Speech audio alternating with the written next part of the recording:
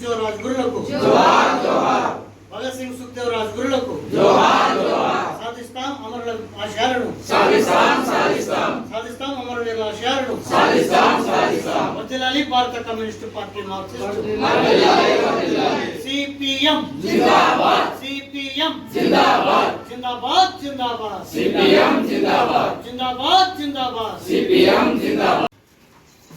భగత్ సింగ్ 94వ వర్ధంతి సందర్భంగా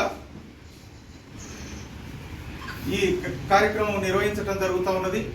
ప్రధానంగా బ్రిటిష్ పాలకుల యొక్క దురాఘాతాలకు వ్యతిరేకంగా ఈ దేశం స్వాతంత్రం కోసం పోరాడినటువంటి అతి పిన్న వయస్కులలో భగత్ సింగ్ ఒకరు.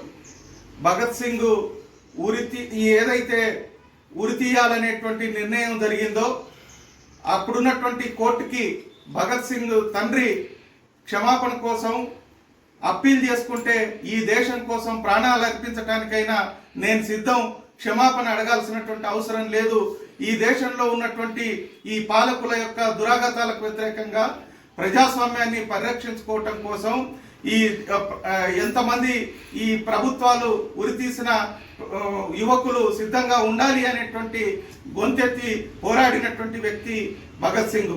అదేవిధంగా ఈ దేశంలో ఉన్నటువంటి ప్రజల అందరికీ అన్ని రకాల సౌకర్యాలు అందాలంటే పోరాటం తప్ప మరొక మార్గం లేదు, అది సోషలిజం ద్వారానే, అది ఈ యొక్క తిరుగుబాటు ద్వారానే సాధించడం జరుగుతుందని చాటి చెప్పినటువంటి వ్యక్తి భగత్ సింగ్.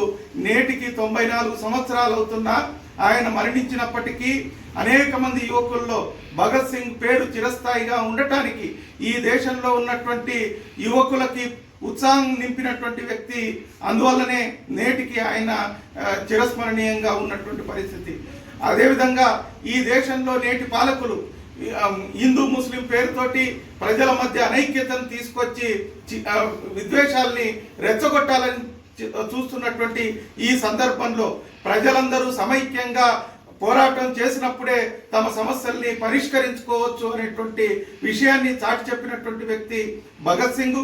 కాబట్టి ఈ పాలకుల విధానాలకు వ్యతిరేకంగా తిరుగుబాటు తప్ప, పోరాటం తప్ప మరొక మార్గం లేదు అనేటువంటి దారి చూపినటువంటి భగత్ సింగ్ మార్గంలో ప్రజలందరూ పోరాడినప్పుడే, ఆలోచించినప్పుడే ఈ దేశం ఈ పెట్టుబడిదారీ వ్యవస్థ నుంచి, ఈ కార్పొరేట్ శక్తుల నుంచి విముక్తి కలగటానికి, ప్రజాస్వామ్యాన్ని పరిరక్షించుకోవటానికి, ఈరోజు లౌకికవాదాన్ని కాపాడుకోవటానికి అవకాశం ఉంటుంది. అందుకు ప్రజలు సన్నద్ధం కావాలని సిపిఎం పార్టీగా పిలుపునిస్తాము. చదువుతూ పోరాడమందిరో ఎస్ఎఫ్ఐ, ఎదుగుతూ ఎదిరించమందిరో ఎస్ఎఫ్ఐ.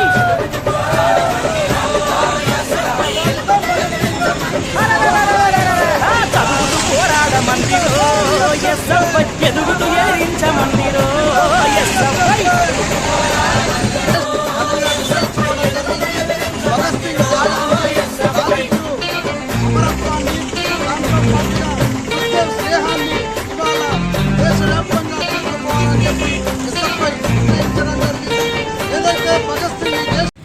ఈరోజు భగత్ సింగ్ 94వ వర్ధంతి సందర్భంగా నివాళులు అర్పించడం జరిగింది నూరుపేట మండల కేంద్రంలో. ఆనాడు స్వాతంత్రోద్యమం కోసం 13 ఏళ్ల వయసులోనే పోరాట బాట పట్టిన భగత్ సింగ్, రాజ్గురు, సుఖ్దేవ్ వివిధ ప్రాంతాలకు చెందిన వారైనప్పటికీ వాళ్ళ భావజాలము అప్పుడే సోవియట్